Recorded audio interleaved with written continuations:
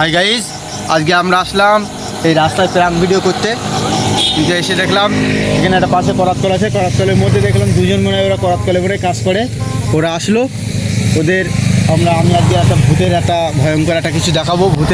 ভূতের কিছু যেন একটু ভয় করে, যেন সেরকম একটা কিছু দেখাবো, প্র্যাঙ্ক করবো ওদের বিষয়ে। চলো আমরা গিয়ে দেখি ওরা কী রিয়াকশানে, মানে কীরকম ভয় করে, কী করে, কি আমাকে মারতে আসে কি না। চলো গিয়ে দেখি।